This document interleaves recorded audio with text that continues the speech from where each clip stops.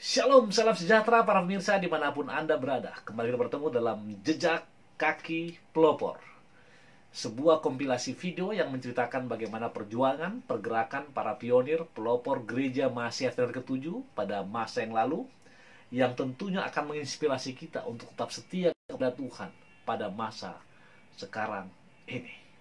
Dan sebelum kita memulainya, saya ingin ajak saudara-saudara untuk tunduk kepala dan berdoa. Bapa di sorga, terima kasih Tuhan karena pada sahabat ini kami akan mempelajari suatu pelajaran yang indah, akan melihat bagaimana perjuangan para pelopor gereja Mahasiswa ke-7 memperjuangkan pekabaran 3 malaikat dan juga kebenaran sahabat. Biarlah Bapa, tokoh yang akan kami bahas ini akan boleh menginspirasi kami lebih dekat kepada Tuhan. Berkati hamba membawakan, demikian juga para pemirsa di mana mereka berada. Berkati keluarga kami semua dan orang-orang yang kami kasihi. Dengarkan doa kami, dalam Yesus kami berdoa. Amin. Firman-Mu itu pelita bagi kakiku dan terang bagi jalanku. Ayat ini merupakan salah satu ayat yang sangat digemari oleh John Kellogg, seorang yang sangat mempunyai impian untuk menanti datang Tuhan yang kedua kali, yang juga menginspirasi putranya untuk mengikuti jejak ayahnya. Siapakah John Kellogg ini? Mereka lah John Preston Kellogg dan John Harvey Kellogg. Kenapa saya katakan tadi bahwa Mazmur 119 dan 105 ini sangat menginspirasi mereka? Karena inilah yang menjadi fondasi dasar sehingga mereka tertarik akan kebenaran tersebut.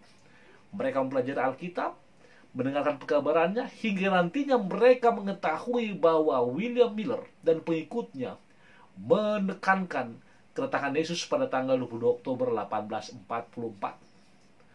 Dan ternyata benar, John Preston Kellogg Senior menjadi bagian dari gerakan tersebut. Lalu, yang mana kita akan bahas? Kita akan bahas dua-duanya, saudaraku. John Preston Kellogg dan John Harvey Kellogg. Keduanya merupakan pelopor gereja Advent, khususnya dalam reformasi kesehatan melalui terapi holistik dan makanan vegetarian. Namun untuk bagian akhir tadi itu mengarah kepada Dr. John Harvey Kellogg. Bagaimana kisahnya? John Preston Kellogg, ayah dari John Harvey Kellogg, lahir pada tanggal 18 Februari, tepat di hari Valentine, 1806 di Hadley, Hampshire County, Massachusetts, Amerika Serikat. Dari ayahnya atau kakek John Harvey Kellogg yang bernama Josiah Kellogg dan Hannah Smith. Kemudian John Preston menikahi Mary Ann 1811 sampai 1891 pada tanggal 1 Mei 1831 di Harford County, Connecticut, Amerika Serikat.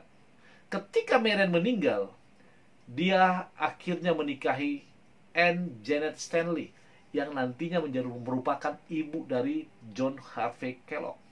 Dan keluarga ini dikaruniai 8 orang anak, yaitu Mary Kellogg, Emma L. Kellogg, Dr. John Harvey Kellogg, Preston Stanley Kellogg,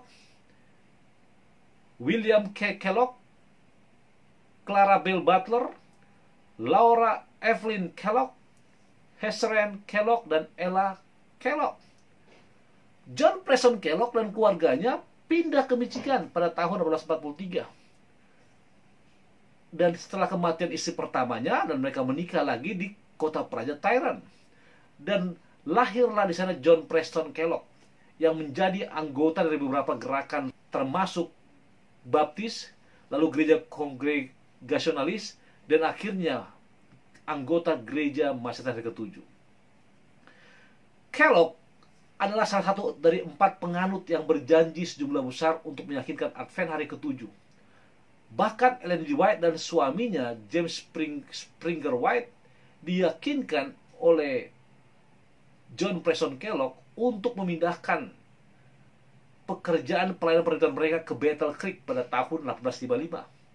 Sehingga setelah Ellen G. White, James White memulai pusat pelayanannya dari Battle Creek, maka keluarga Kellogg pun pindah ke Battle Creek. Dan mereka berada di dekat anggota denominasi lainnya. Di sana, John Preston Kellogg mendirikan pabrik apa? Pabrik sapu. Bahkan dikatakan dia mempunyai peran dalam mendirikan gereja Presbyterian ke-7 dengan bersama-sama dengan para pelopor lainnya, hingga nantinya, saudara-saudaraku, John Preston Kellogg turut serta dalam mengorganisir gereja Mahasiswa Advent hari ke-7. Nah, yang saya mau tekankan di sini adalah ketika John Preston Kellogg sangat berjuang mati-matian untuk itu, anak-anaknya pun melihat kesungguh-sungguhan ayahnya. Hingga John Preston Kellogg meninggal tanggal 10 Mei di Battle Creek, maka anak-anaknya berkomitmen untuk mengikut jejak ayahnya. Nah, dari hasil pernikahan mereka, John Preston Kellogg dan Anne Janet Stanley, lahirlah salah seorang anak yang terkenal saat ini, John Harvey Kellogg, pada tanggal 26 Februari 1862 di Tyrone, Michigan, setahun sebelum gereja Mahasiswa Advent ke-7 diorganisir. Keluarga Kellogg percaya bahwa kedatangan Kristus yang kedua sudah dekat, dan karena itu pendidikan formal anak mereka tidak perlu. Nah, ini efek dari penggambaran Miller. Hingga John Preston Kellogg pun mengatakan pendidikan pun tidak perlu lagi. Nah, awalnya anaknya sakit-sakitan. Namun, John Harvey Kellogg selalu menghadiri sekolah umum di Battle Creek hanya sebentar dari usia 9 sampai 11 tahun. Gantinya bersekolah, dia meninggalkan sekolah untuk bekerja menyortir sapu di pabrik sapu ayahnya. Meskipun demikian, ia seorang pembaca, saudara. Ia membaca dengan lahap dan memperoleh pendidikan otodidak yang luas, namun sebagian besar bersifat otodidak. Sehingga pada usia 12 tahun, John Harvey Kellogg ditawari oleh seorang kulit putih untuk menjadi anak didiknya yang ditrain, dilatih di percetakan. Yang tadinya dia pesuruh di percetakan tersebut, sekarang menjadi pencetak ahli. Bahkan akhirnya nanti, John Harvey Kellogg melakukan pekerjaan proofreading dan editorial. Dengan kata lain, John Harvey Kellogg seorang yang cerdas pada masa mudanya. Ia membantu mengatur artikel untuk kesehatan, untuk cara hidup, dan The Health Reformer yang menjadi akrab dengan teori kesehatan Ellen G. White yang saat itu sudah seusia bahkan lebih muda dari papa sedikit. Seperti rekomendasi diet dan vegetarian. Bahkan dikatakan Ellen G. White menggambarkan hubungan suaminya James White dengan John Kellogg lebih dekat dari hubungan James White dengan anak-anak sendiri.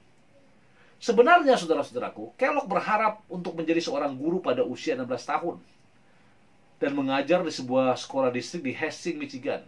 Namun pada usia 20 tahun, ia telah mengikuti pelatihan guru yang ditawarkan oleh Michigan State Normal School, yang sekarang dikenal Eastern University of Michigan di Ypsilanti, Michigan. Akan tetapi, keluarga Kellogg dan The Whites, keluarga James White, meyakinkan untuk bergabung dengan saudara tirinya Merritt, Edson White, William C. White, Jenny Tremblay, sebagai siswa dalam sekolah kedokteran 6 bulan di Russell Trail Hayyo Therapeutic College di Florence Township, Jersey. Tujuan mereka adalah untuk mengembangkan sekelompok dokter yang terlatih untuk Institut Reformasi Kesehatan Barat yang terinspirasi oleh Advent di Battle Creek. A Woman of Vision. Itu mungkin yang kita katakan kepada Ellen G. White. Karena keluarga White juga sudah menyiapkan sekelompok orang muda untuk dilatih menjadi dokter yang akan membawa atau fokus kepada reformasi kesehatan atau pekabaran kesehatan. Untuk itu John Harvey Kellogg juga disuruh untuk masuk ke sana. Dan bahkan yang saya baca, biaya ke sana pun di-cover oleh orang-orang tersebut. Lalu, pada tahun 1875, ia mendapatkan gelar kedokteran, di mana di bawah perlindungan orang kulit putih, John Harvey Kellogg melanjutkan pendidikannya di sekolah kedokteran di University of Medical School di Ann Arbor, Michigan, dan fakultas kedokteran di University of New York dan di rumah sakit Bellevue, kota New York. dan lulus dengan sangat baik. Saudara-saudaraku, impian Dr. John Harvey Kellogg yang tadinya sebagai seorang guru, sekarang menjadi dokter saat tercapai. Namun lagi-lagi, seorang yang dilindungi Tuhan, diberkati Tuhan, mempunyai apa? Inovasi. Pada Oktober 1976, Kellogg menjadi Institut Reformasi Saran Barat, seperti yang sudah direncanakan oleh The Whites and the Kelloggs. Ia menamainya menjadi Battle Creek Medical Surgical Sanitarium, yang sekarang kita kenal apa? Battle Creek Sanitarium Hospital, dan menyarankan perawatan rumah sakit dan pentingnya sanitasi dan kesehatan pribadi. Lalu John Harvey Kellogg menikah dengan Ella Ervila Eaton dari Alfred Center, New York pada 22 Februari 1879. Dan Kellogg mengikuti pandangan Advent yang mendukung selibat, yaitu pasangan itu memilih dengan kamar tidur terpisah, dan luar biasanya mereka tidak memiliki anak kandung. Namun mereka mempunyai anak asuh atau orang tua asuh bagi 42 anak yang secara hukum mereka adopsi. Paling sedikit ada 7 dari mereka. Sebelum Ella meninggal pada tahun 1920. Anak-anak yang diadopsinya termasuk Agnes Grace, Elizabeth, John William, Evelyn Maud, Paul Alfred, Robert Moffat, dan Newell Carey, di mana ada 4 diantaranya nanti akan jadi apa? Pekerja mendukung pergerakan kesehatan dan juga pergerakan Advent. Dr. John Harvey Kellogg juga dikenal sebagai seorang ahli gizi, dokter medis, inventor atau penemu, aktivis kesehatan, dan pengusaha. Dan dia adalah direktur Battle Creek Sanitarium Hospital di Battle Creek, Michigan, yang didirikan oleh Gereja Advent, di mana konsepnya menggabungkan aspek spa Eropa, lalu lembaga hidroterapi. Rumah sakit tersebut mempunyai kelas dan khususnya hanya untuk orang kaya dan orang miskin. Dikatakan di sini Kellogg merawat orang kaya dan terkenal, serta orang miskin yang tidak mampu membeli rumah sakit lainnya. Luar biasa. Rumah sakit yang dibikin sedemikian rupa agar orang-orang kaya bisa nyaman di sana untuk dirawat dengan fasilitas yang luar biasa. Namun pelayanan lainnya adalah orang-orang miskin pun yang tidak punya uang bisa juga dirawat di sana, di cover oleh lembaga rumah sakit dan gereja Advent. Namun ada yang terjadi. Ketika pohon semakin tinggi, maka anginnya semakin kencang. Begitulah yang terjadi ketika tahun 1907. John Harvey Kellogg di interview, ditanyai karena ada sesuatu hal yang tidak sesuai dengan organisasi. Bahkan dikatakan ketidaksepakatan dengan anggota gereja lainnya menyebabkan perpecahan besar dalam denominasi itu. Kellogg dipecat dari gereja pada tahun 1907. Tetapi walaupun dipecat, Kellogg terus mengikuti banyak doktrin kepercayaan Advent. Bahkan dia fokus kepada sanatorium seumur hidupnya. Kellogg juga membantu mendirikan American Medical Missionary College di tahun 1895. Bahkan beroperasi secara independen hingga 1910 ketika bergabung dengan Universitas Negeri Illinois. Artinya, saudara-saudaraku, dia tetap setia dalam kebenaran tersebut. Bahkan karena Kellogg merasakan reformasi kesehatan sangat penting, maka ia menjadi pencetus reformasi kesehatan. Dikatakan dalam slide berikut, Kellogg adalah pemimpin utama dalam reformasi kesehatan progresif, khususnya pada fase kedua dari gerakan hidup bersih.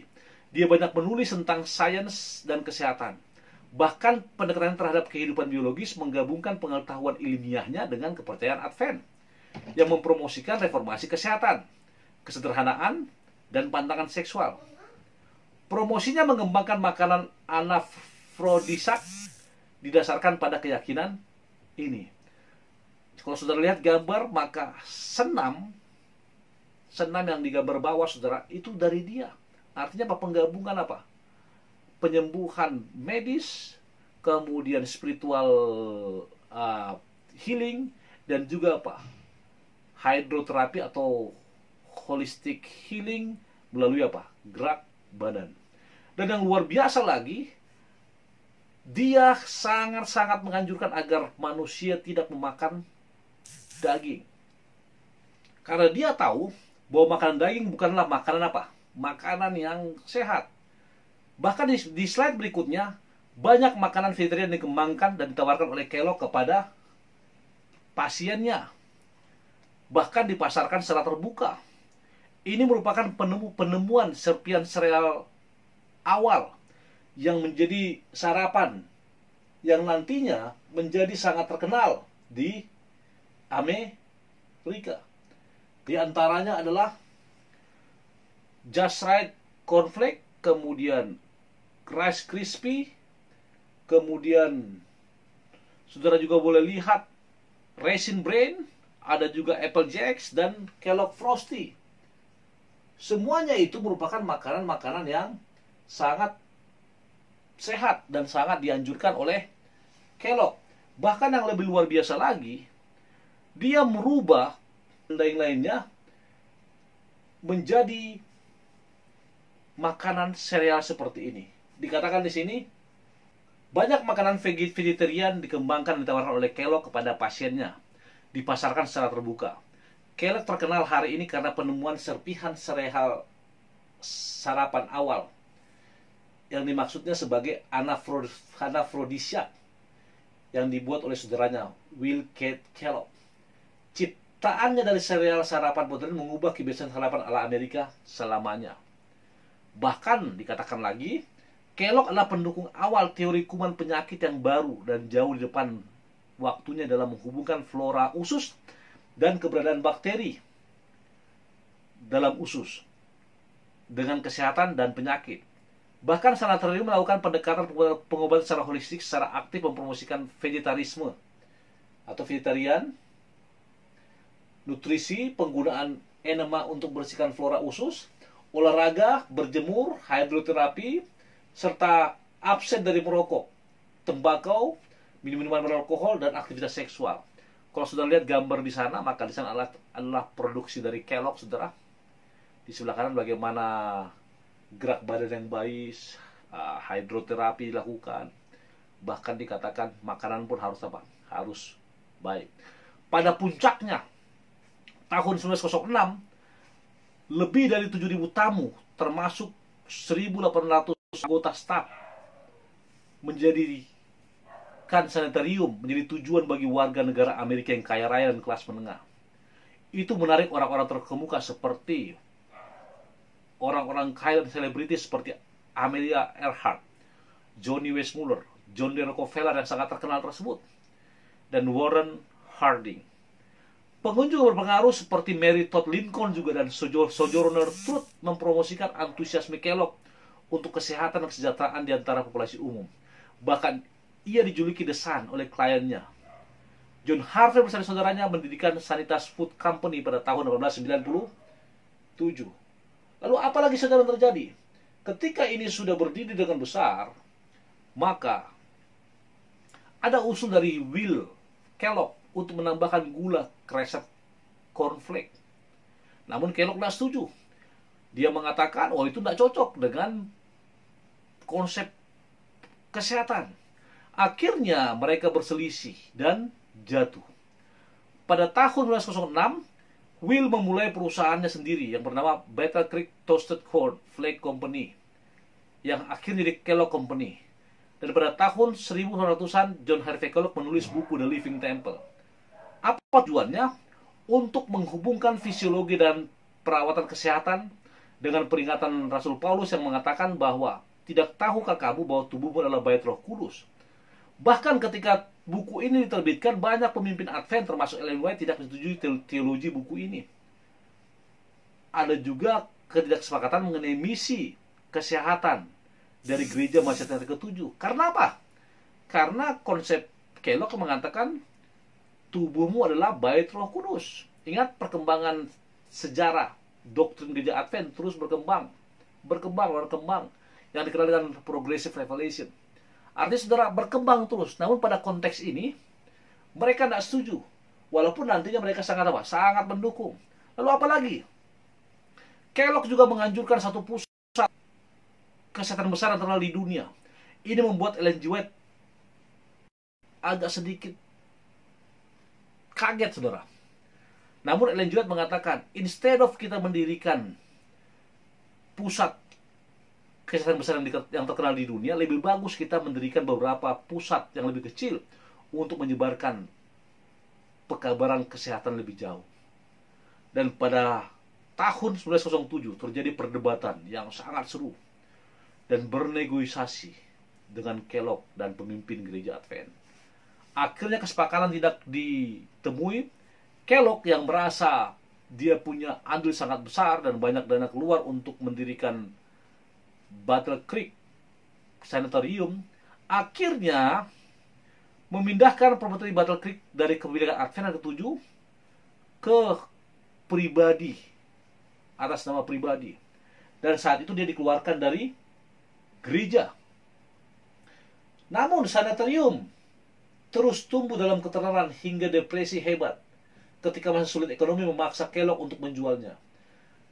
Dia akhirnya membuka sanitarium lain di Florida, tapi tidak pernah mencapai ketenaran seperti Battle Creek Sanitarium.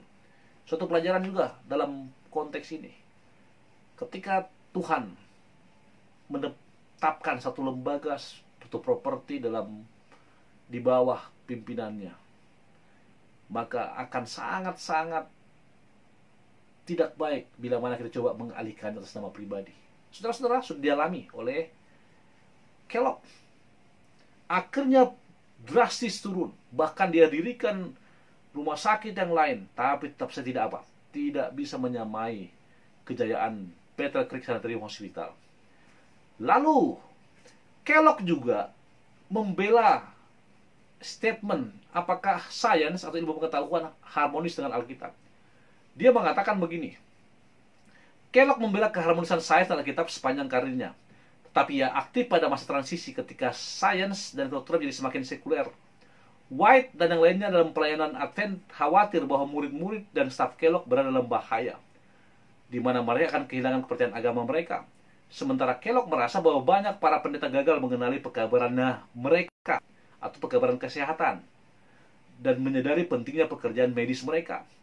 Ada ketegangan yang berlangsung antara otoritasnya sebagai dokter dan otoritas mereka sebagai pendeta. Meskipun demikian, Kellogg berusaha untuk mendamaikan sains dan obat-obatan dengan agama, bahkan menolak pemisahan mereka dan menekankan kehadiran Allah dalam ciptaan Allah, yaitu apa? Makhluk hidup. Contoh yang dia buat adalah seperti ini. Di slide berikut, saudara. Dikatakan, jantung adalah otot dan jantung berdetak. Lenganku akan berkontraksi dan menyebabkan tinju tak terkalahkan. Tapi itu hanya berdetak saat kehendak saya memerintahkannya. Tetapi di sini ada otot dalam tubuh yang berdetak saat saya tidur. Ini berdetak ketika pikiran saya tidak aktif dan saya benar-benar tidak sadar. Itu terus berdetak sepanjang waktu. Apa yang menyebabkan jantung itu berdetak? Jantung tidak bisa berdetak satu kali tanpa perintah. Bagi saya, itu adalah satu hal yang paling luar biasa, di mana hati seorang pria terus berdetak. Ia tidak mengalahkan dengan kehendak saya. Karena aku tidak bisa menghentikan terjantung atau membuatnya berdetak lebih cepat atau lebih lambat dengan memerintahkannya atas kehendakku. Tetapi ada keinginan yang mengendalikan hati. Adalah kehendak Tuhan atau kehendak ilahi yang menyebabkannya berdetak. Dan dalam detak jantung yang dapat dirasakan, ketika Anda meletakkan tangan Anda di dada, atau ketika Anda meletakkan jari Anda pada denyut nadi, bukti kehadiran ilahi yang kita miliki dalam diri kita. Bahwa apa? Bahwa Allah ada di dalam, bahwa ada kecerdasan, kekuatan, kehendak di dalam yang memerintahkan fungsi tubuh kita dan mengendalikannya. Dia juga mengatakan dalam buku The Living Temple, Tuhan adalah penjelasan tentang alam. Dia juga menekankan bahwa Tuhan Maha Hadir dan bukan Tuhan ada di setiap benda di bumi ini. Dan menolak pandangan panteisme. Dan saya percaya Tuhan memimpin dia. Pada tahun 1937, Kellogg menerima gelar kehormatan dalam Doctor of Public Service dari Oglethorpe University. Bahkan sejarawan pemenang hadiah Pulitzer Will Darren yang telah menjadi veteran sejak usia 18 tahun menyebutkan begini. Dr. Kellogg merupakan mentor lama dan mengatakan bahwa Dr. Kellogg lebih dari orang lain sejak masa SMA telah mempengaruhi hidupnya. Akhirnya, saudaraku, setelah perjuangannya, pelayanannya, Kellogg meninggal pada tanggal 14 Desember 1943 di Battle Creek, Michigan. Dan dia dimakamkan di pemakaman Oak Hill di Battle Creek, Michigan. Di antara yang lain, di mana kan ada orang tuanya, lalu kakaknya W.K. Kellogg, istri saudara laki-lakinya James White, Ellen White, C.W. Post, Uriah Smith, dan Sojourner Truth. Dia dimakan bersama pionir-pionir Advent lainnya. Kenapa? Karena Tuhan memakai mereka untuk pekerjaannya.